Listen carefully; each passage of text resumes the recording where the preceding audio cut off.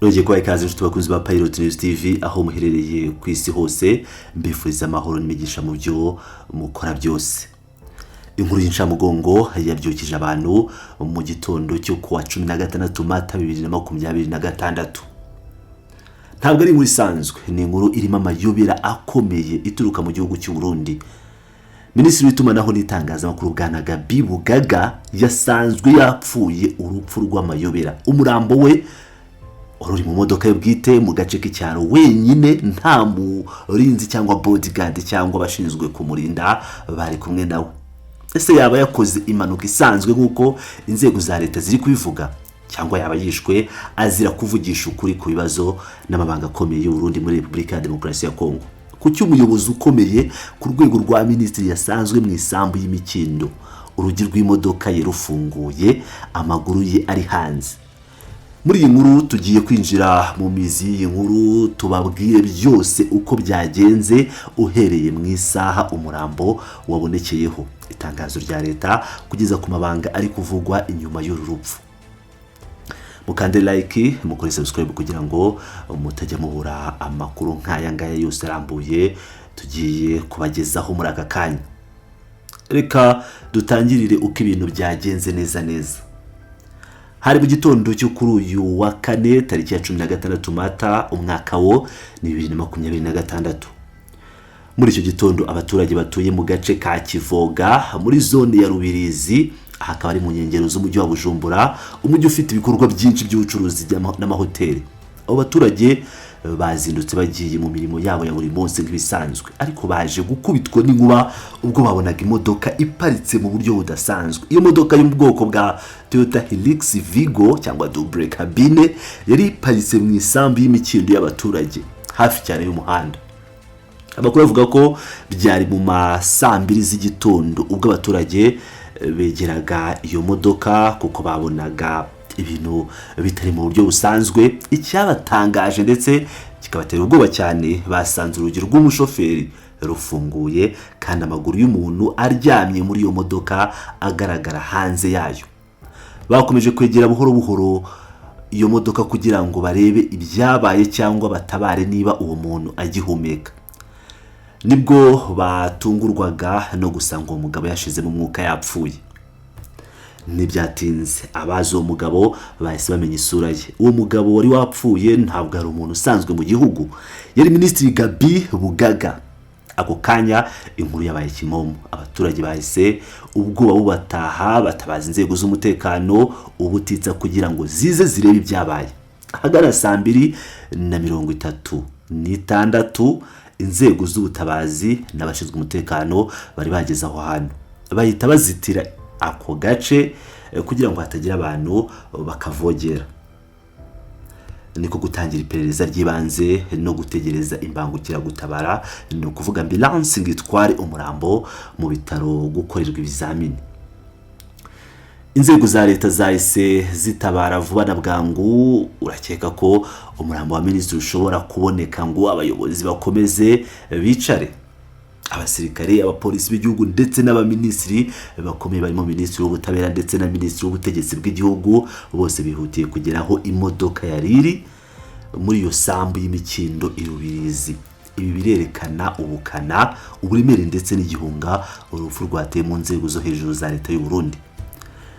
Nyuma y'amasaha make cyane ubunyamabanga bukuru bwa leta bwasohoye itangazo rigenewe abanyamakuru. Iryo tangazo ryashyizweho umukono n'umuvugizi wa guverinoma y'u Burundi Bwana Jerome Niyonzima. Muri iryo tangazo ryasohotse uyu munsi tariki 16 Mata, leta yemeje kumugaragara urupfu rw'amayobera rwa Minisitiri Bugaga.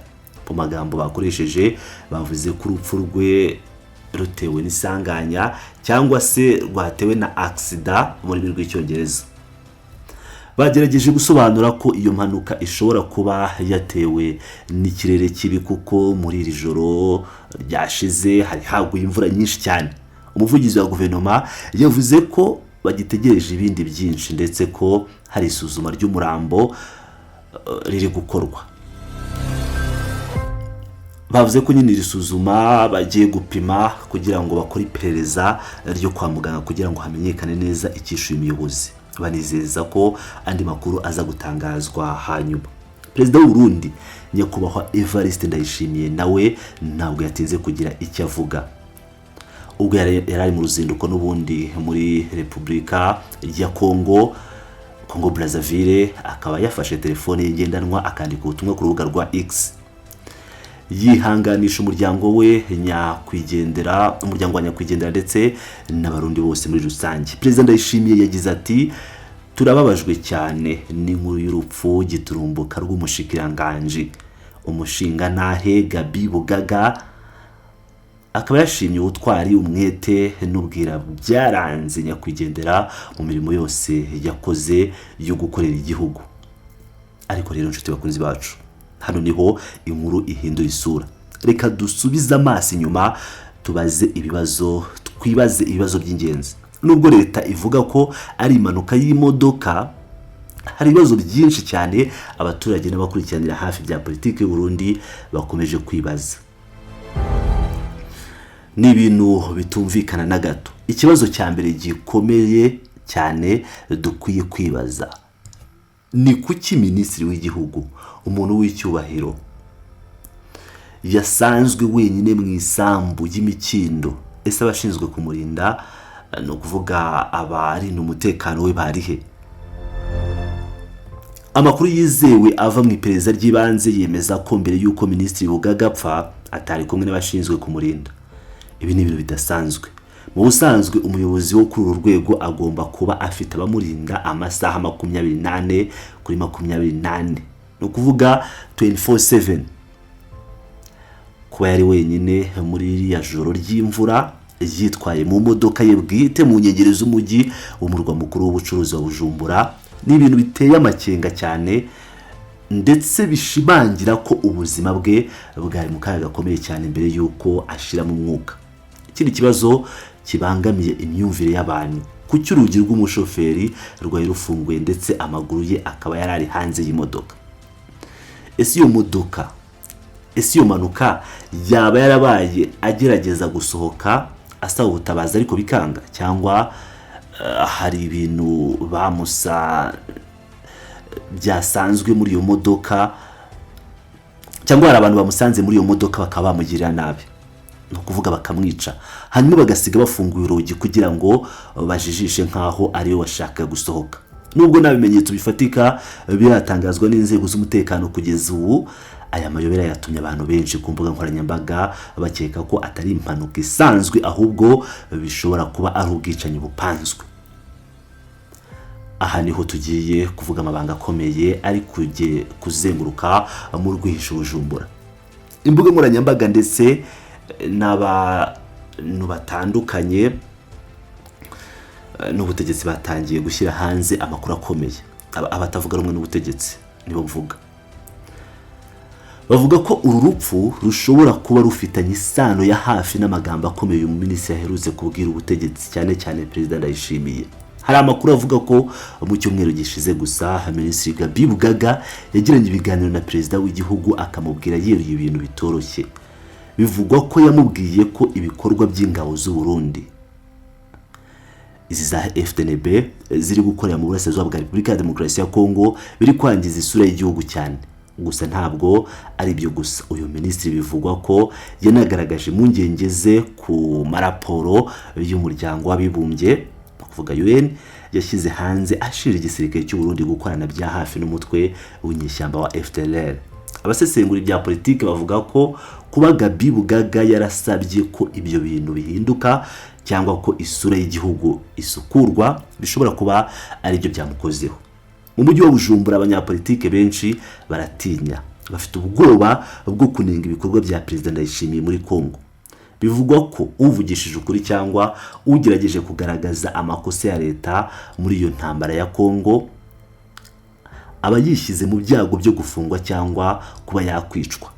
Rero hari abantu bari kwibaza bati, ese uyu muyobozi waruze amakuru menshi azize kugaragaza ukuri kwe bwite ku bibazo bya Congo?